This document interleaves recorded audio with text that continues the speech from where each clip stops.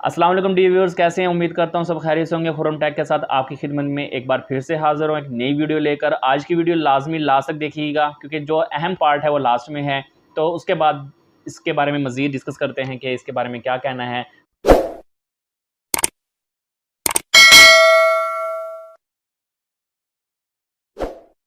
बोलो अपना इन हिमाक से सुनो, ये शैतान को उठाओ, पीछे खड़ा करो इसको जल्दी। इसके इमामा किधर है? हाँ, जरा एक थप्पड़ रख के दो इसको। कोई नर का बच्चा है उधर है? तो मौलवी साहब, एक बच्चे ने इमामा नहीं पहना तो आप उसके इमामा ना पहनने पर उसको जो है ना शैतान बोल रहे हैं। तो मुझे सबसे पहले इस बात का जवाब दें, आपको पता भी है कि इंसान को शैतान कहना कितना बड़ा गुनाह है, कितनी गलत बात है। मतलब आप उस इब्लीस से, उस शैतान से उस इंसान को काउंट कर रहे हैं जिसने अल्लाह ताला की नाफरमानी की और अल्लाह ताला ने उससे जो है ना लानती करार दे दिया। आप वो अल्फाज एक नॉर्मल से बच्चे को बोल रहे हैं। सबसे पहले मुझे बताएं, आप उस्ताद हैं, अगर एक उस्ताद तालिब इल्म को ऐसे लफ्ज़ों से बुलाएगा तो फिर वो बच्चा क्या सीखेगा? तो मुझे यहाँ पर यह लगता है कि आप यहाँ पर एज ए टीचर बैठे हैं, आपको कम से कम लफ्ज़ों का चुनाव अच्छा करना चाहिए। तो नाज़रीन, आगे वीडियो लास्ट तक देखिएगा कि कितनी नाज़ेब और कितनी बद्दुआएं इस बच्चे को देता है कि मैं एक्सप्लेन नहीं कर पा रहा। ए सूफी, शाबाश शाबाश, उठो, खड़े हो जाओ। अल्लाह, सब्र करो यार, तुम लोगों का इलाज करना पड़ेगा, अभी मैं करवाता हूं। तुम लोग अब बात में मजबूर हो गया हूं, बातों से मानते ही नहीं हो तुम लोग, ठीक है ना? तो अब जो नोट के जरिए सोना खरीदेगा, डंडा ले आइए इधर जल्दी, डंडा ले आओ। सब्र करो, तुम्हें मैं बताऊं, मेरी शराफत से गलत फायदा उठा रहे हो तुम लोग। तो अब जो सोने के बदले लेन देन करेगा तो वो जायज है, समझे? ये एक शरारती बैठा है जाली की टोपी में, ये सामने बैठा हुआ है। हाँ, इसको खड़ा करो, इसको लगाओ, 10 डंडे लगाओ, इसको याद करे। शाबाश, तुम्हें पता चले हम मजाक करते हैं क्या? ये वो बदबख्त आदमी है जो सुन्नत रसूल का मुनकिर है। शुक्र करो हम तुझे कुफर की तरफ नहीं लेके जा रहे। लगाओ अब्दुल्ला, इसको ऐसा लगाओ कि मजा आ जाए। अगर बच्चा सर पर जाली वाली टोपी पहनकर बैठा है, अगर उसके पास इमामा शरीफ नहीं है या उसने कुछ इस तरह का पगड़ी शगड़ी इमामा नहीं बांधा, तो वो मुनकर सुन्नत रसूल कैसे हो सकता है? यहाँ पर कहाँ पर ये बात लिखी है कि जब इमामा पहनोगे तो आप जो है ना सुन्नत रसूल, अगर नहीं पहन रहे तो आप मुनकर सुन्नत रसूल? ये कहाँ पर लिखी है? और आप उसको कुफर में शामिल करना चाह रहे हैं। इतनी सी बात को आप कुफर में शामिल करना चाह रहे हैं। जो चीज़ दीन में है, आप एक उस्ताद हैं, आप उन्हें आदाब महफिल बताएं कि महफिल में कैसे बैठना है, एक उस्ताद का क्या मुकाम होता है, आप उनको बताएं। आप यही बात उस बच्चे को धमका कर कह रहे हैं, उसे डरा कर कह रहे हैं। यही बात आप उस बच्चे को प्यार से अपने पास बुलाएं, उसको समझाएं, अपने पास बिठाएं। ऐसे बच्चों को क्या करना चाहिए? अपने पास बिठा लेना चाहिए, अपने बिल्कुल पास, ठीक है? और वो जब आपके पास बैठेगा, एक तो वो आपकी लिहाज करेगा क्योंकि आप उस्ताद हैं, एक उसमें अदब भी आएगा और उनसे आप कहकर बुलाएंगे, प्यार से बात करेंगे, तो वो जो अगर लोहा भी होगा ना तो वो भी पिघल जाएगा, अगर वो पत्थर है तो वो भी पिघल जाएगा, नरम हो जाएगा, ठीक है? तो यहाँ पर बात है सिर्फ इस्लाही की। अगर एक उस्ताद अपना बिहेवियर बच्चों के साथ अच्छा रखेंगे ना, तो बच्चे फिर एक अच्छे आलिम दीन बनेंगे, उनके भी लहजे में नरमी आएगी। कहीं भी आपके लहजे से ये नहीं लग रहा कि आप किसी कामले उस्ताद से पढ़ें। यहाँ पर अब जाहिर सी बात है, सवाल जो उठेगा वो आपके उस उस्ताद पर उठेगा जिससे आप पढ़ कर आए। कसूर यहाँ पर आपका भी नहीं है। कल को ये बच्चा भी इसी तरह से तबलीग कर रहा होगा, तो यहाँ पर आपको कम से कम यहाँ पर बैठकर बच्चों के लिए अच्छे अल्फाज का चुनाव करना चाहिए। हाँ शाबाश, ये हुई ना बात। बिल्कुल अब्दुल्ला, ये 10 डंडे तो ये नहीं छोड़ सकता। अब तो ये तो हमारी मर्जी है कि तुम पढ़ोगे या नहीं पढ़ोगे, अभी तो तुम हमारे इख्तियार में हो ना। बाहर निकलो फिर नहीं पढ़ो। ये तालिब इल्म ने जिस तरीके से बदतमीजी की, दुआ करें अल्लाह ताला इसको तमाम जिंदगी जलील कर दे। आमीन बोलो। तुम लोग कैसे बेगैरत लोग हो, और अल्लाह ताला इसकी जिंदगी को कुत्ते से बदतर कर दे। आमीन। और अल्लाह ताला इस किस्म के गंदे लोगों से हमें और तमाम लोगों को महफूज रखे। आमीन। जी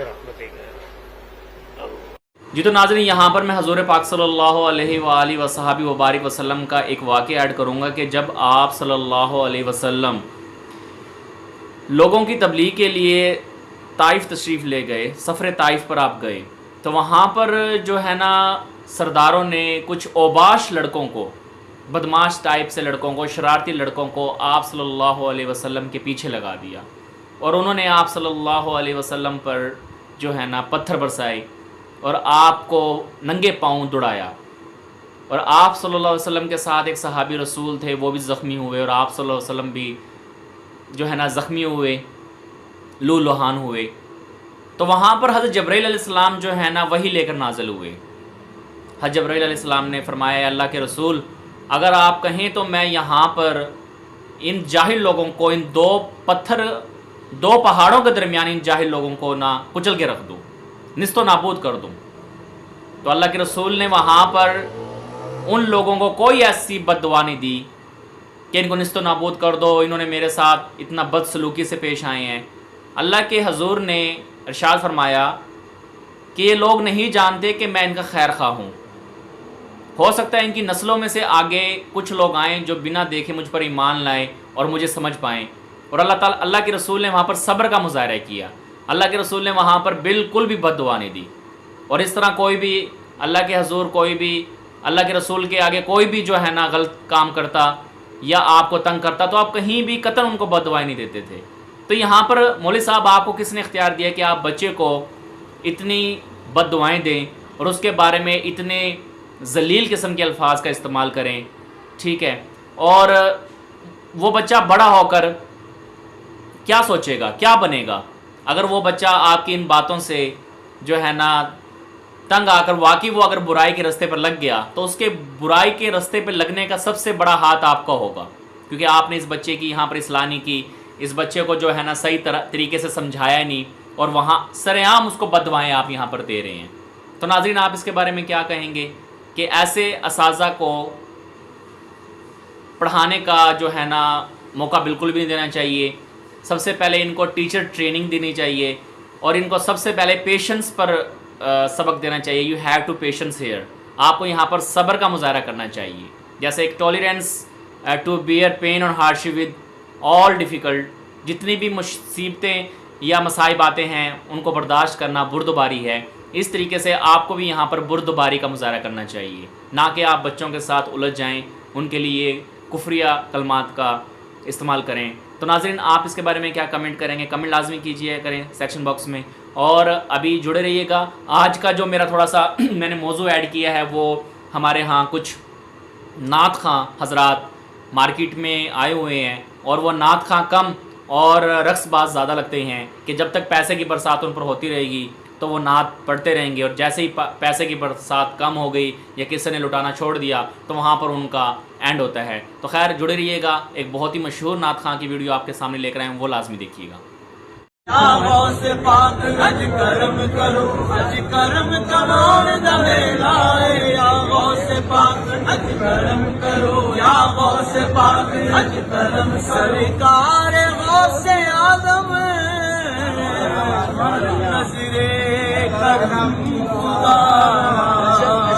मेरा खाली का सबर दो,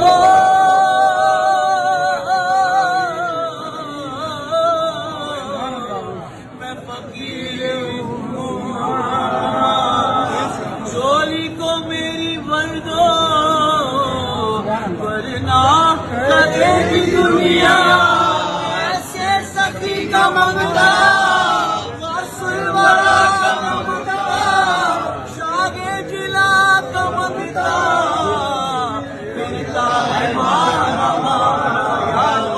तो नाज़रीन, आपने वीडियो देखी। वीडियो में आप देख सकते हैं किस तरह गौसे पाक आज़म से एक नात खां इल्तिजा कर रहा है और उनसे भीख मांग रहा है और लोग भी उसको भीख डाल रहे हैं। तो बचपन से लेकर आज से जितनी भी तालीम हासिल की है ना, तो 2 ही चैप्टर्स हमने स्टार्टिंग में पढ़े हैं उर्दू की किताब में, हम्द बारी ताला और नाते शरीफ रसूल मकबूल सल्लल्लाहु अलैहि वसल्लम। सिर्फ नबी करीम सल्लल्लाहु अलैहि वसल्लम के लिए तारीफ़ी जो अल्फाज इस्तेमाल किए जाते हैं ना, वो नात शरीफ होती है। इनके अलावा आप किसी की मनकबत पढ़ना, किसी के बारे में आप अल्फाज का चुनाव करना, वैसे ही आप अदबी लिहाज से बात कर लें लेकिन उन्हें इतना रुतबा और दर्जा ना दें कि आप नबी करीम सल्लल्लाहु अलैहि वसल्लम को पीछे छोड़ जाएं। तो यहाँ पर थोड़ी सी इस्लाही ज़रूरत है ना आज के नात खानों को, कि वो कम अज़ कम जो असल में मेरे नबी की तारीफ़ है, जो असल में मेरे नबी की तारीफ़ करनी चाहिए, वो वालिहाना तरीके से बयान करें, ना कि म्यूज़िक पर जो है ना एक डांस की तरह, एक रस की तरह अपने आप को पेश करें, ना पैसे के लिए। ठीक है, जो पैसा आपको मिलना है, जो कुल कायनात पे आपके हिस्से का पैसा है ना, वो आपको मिल के रहेगा, वो चाहे आप इज़्ज़त से कमा लें, ज़िल्लत से कमा लें, वो आपके नसीब में लिखा है। कम से कम अपना कंटेंट अच्छा बनाएं, कम से कम आप ऐसी नाते पढ़ें जिससे वाकई ये साबित हो कि आप आशिक़ रसूल हैं और अल्लाह के रसूल के यहाँ आप दरूद का नजराना पेश कर रहे हैं, अल्लाह के हजूर की तारीफ़ कर रहे हैं, अल्लाह के हजूर की शान बयान कर रहे हैं, ना कि आप किसी भी वलीउल्लाह के बारे में इतने बढ़ा चढ़ा कर अल्फाज को बयान करें कि नाउज़ बिल्लाह माज़अल्लाह मेरे नबी की शान को पीछे छोड़ दें। नाज़रीन, आगे एक मशहूर नात खां और भी हैं, अवैस कादरी साहब, वो भी जो है ना एक नात पढ़ रहे हैं। मुझे तो अल्फाज की सही तरीके से समझ नहीं आई, लेकिन मुझे एक चीज़ समझ ज़रूर आ गई है, जो हज़ारों के और 500 के जो नोट्स पर निछावर किए जा रहे हैं, और ये इनाम देने वाले भी गलत करते हैं। अगर आपने हौसला अफजाई करनी भी है तो कम अज़ कम आप बाद में उनको मुसाफा करते हुए उनको दे दें, तो इस तरीके से उनकी जो वीडियो है कम अज़ कम वो ख़राब नहीं होगी और उनकी नीयत भी नहीं ख़राब होगी, और वो जो है ना हक़ और सच बात पर बात करेंगे। और ख़ैर, आप इसके बारे में क्या कमेंट करने वाले हैं, कमेंट लाजमी कीजिएगा। देखिए आगे अवैस कादरी साहब का तरीक़ाकार।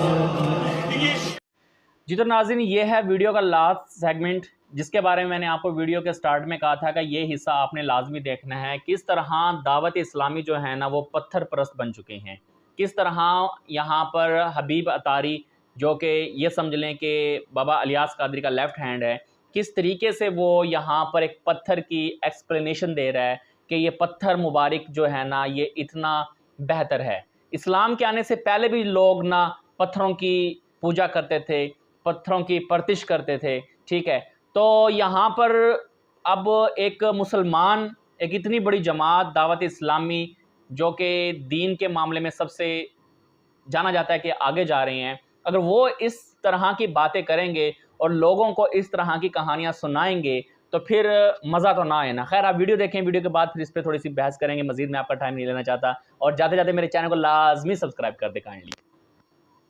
मेरे मीठे प्यारे इस्लामी भाइयों और मदनी चैनल के नाज़रीन, इस वक्त हम उस मुबारक पत्थर के पास मौजूद हैं। पता नहीं इसको पत्थर कहना भी मुनासिब होगा कि नहीं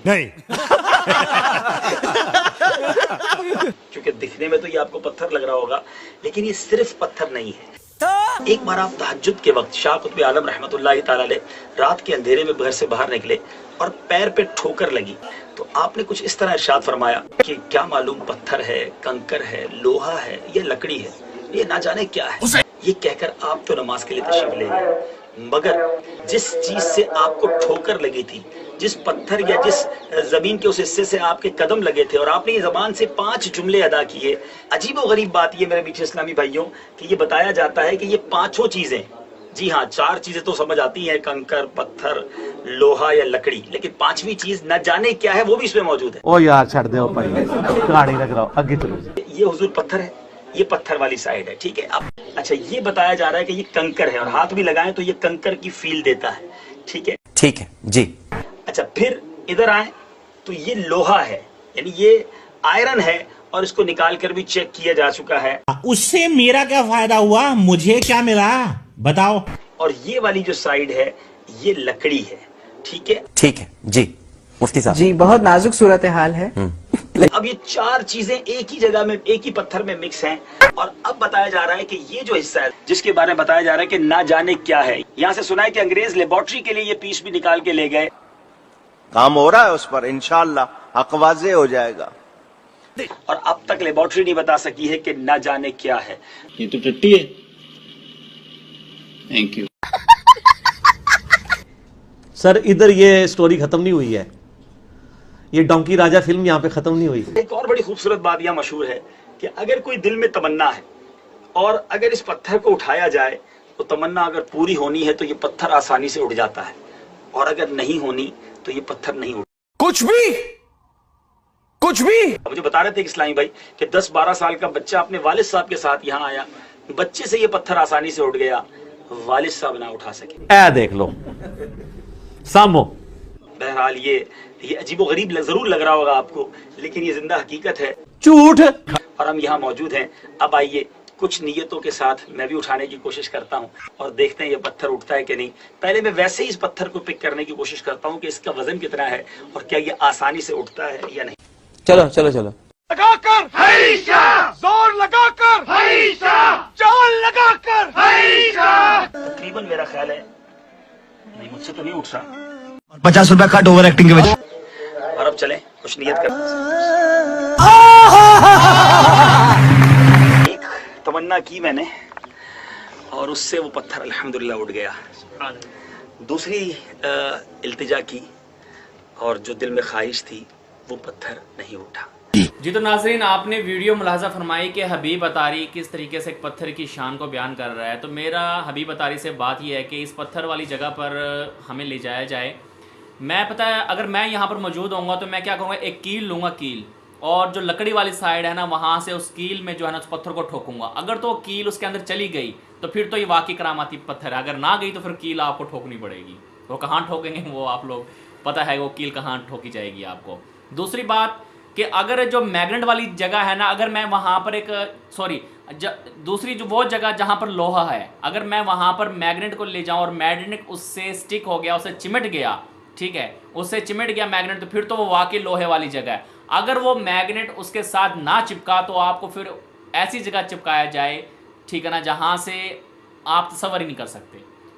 रही बात पत्थर, तो पत्थर ही होता है, वो रियल में है भी पत्थर, उसके अंदर कोई ऐसी कंडीशन नहीं है, कोई टर्म्स नहीं है। खुरदरी साइड को आपने कंकरी वाली साइड करार दे दी है। और सबसे बड़ी ताज्जुब की बात यहाँ पर यह है कि आप पांचवी चीज़ को एक्सप्लेन कर रहे हैं। तो पांचवी कंडीशन जो बताई जा रही है कि ये कोई चीज़ भी नहीं है, ना ये पत्थर है, ना ये लोहा है, ना ये कंकरी है, ना ये लकड़ी है, तो ये कोई और चीज़ है। तो नाजरीन, यहाँ पर मैंने एक साइंस में एक डेफिनेशन पढ़ी थी कि everything has a mass and occupies space, ठीक है ना। हर वो चीज़ जिसका वज़न होता है और जगह घेरती है वो मादा कहलाता है, मतलब मैटर कहलाती है। जितनी भी कायनात पे चीज़ें सारी मैटर है।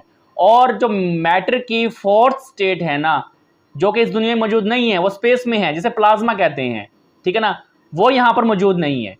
तो मेरे ख्याल से फिर ये एलियन पत्थर है जो स्पेस से आया हुआ है। ये तो फिर इसका पत्थर का ताल्लुक तो फिर कायनात से तो है ही नहीं। खैर नाज़रीन, आप इसके बारे में क्या कमेंट करेंगे, क्योंकि पत्थर परस्त तो वही लोग होते हैं जो इस पर यकीन करते हैं, बिलीव रखते हैं। इस पत्थर को पत्थर मुबारक कहना भी कम है, इसके बारे में तो कुछ और ही बयान करना चाह रहे थे जो उन्होंने नहीं किया। वैसे आम वर्डिंग में इस पत्थर को पत्थर शरीफ रहमतुल्लाह अलैह भी कहते होंगे, लोग मत्था भी रखते होंगे, लोग चूमते भी होंगे, लोग इसके आगे हाथ भी जोड़ते होंगे, अपनी दुआएं भी करते होंगे, तमन्नाएं भी करते होंगे। सबसे बड़ी बात यहाँ पर यह बताई गई है कि अगर इस पत्थर के सामने दिल में तमन्ना रखकर कोई बात करे तो उसको पत्थर को आप उठा सकते हैं। अगर आपके दिल में कोई ऐसी ख्वाहिश नहीं है तो आप इस पत्थर को नहीं उठा सकते। और हबीब अतारी खुद यहाँ पर ये काम आपके सामने करके भी दिखा रहा है। तो सबसे बड़ी तो ये यहाँ पर ड्रामेबाजी है। मैं कहता हूं कि मैं दिल में कोई ख्वाहिश नहीं रखता, कोई तमन्ना नहीं रखता, और मैं इस पत्थर को उठा के दिखाऊंगा। मैं चैलेंज करता हूं, मुझे लेकर जाए इस पत्थर के पास। खैर, आप इस बारे में लाजमी कमेंट कीजिएगा। और मैं यहाँ पर किसी बात पर तनकीद नहीं कर रहा, मैं जस्ट यहाँ पर लोगों को आगाही दे रहा हूँ, इंफॉर्मेटिव वीडियो बना रहा हूँ कि लोग जो है ना अपने आप की इस्लाह कर लें और ऐसी सुपरस्टिशन चीज़ों से निकलकर बाहर आ जाएं और जो असल में अल्लाह का दीन है उसको समझने की कोशिश करें। खैर, आज की वीडियो बहुत लेंथी हो गई है और मैंने आपका बहुत सारा टाइम ले लिया। दिए अपने होस्ट खुर्रम राव को इस वक्त इजाज़त। मिलते हैं नेक्स्ट वीडियो के साथ। अल्लाह हाफिज़। जाते जाते मेरे चैनल को लाजमी सब्सक्राइब कर दीजिएगा। Thank you so much. अल्लाह हाफिज़।